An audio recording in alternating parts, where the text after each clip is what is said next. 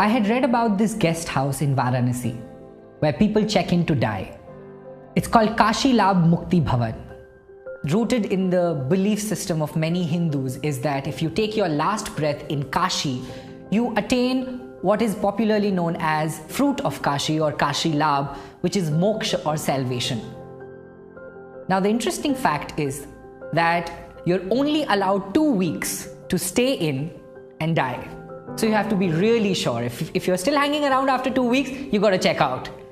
So I was really curious and fascinated to understand what would those people have learned who have not only accepted death as a reality, but are rather anticipating it with the timer on.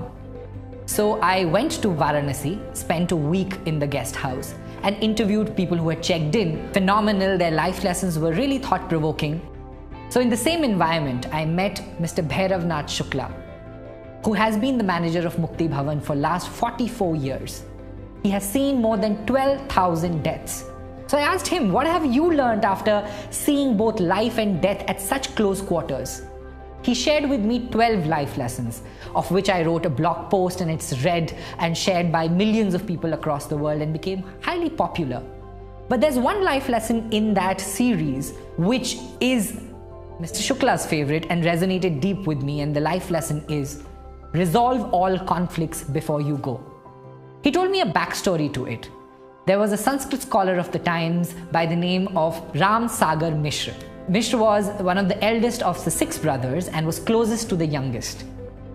One argument years ago led to this bitter communication between the brothers and led to a wall eventually partitioning the house. In his final years, Mishra checked into the guest house with his little pan case and told Shukla to reserve room number 3 for him because he was sure he's going to pass away on day 16th after his arrival.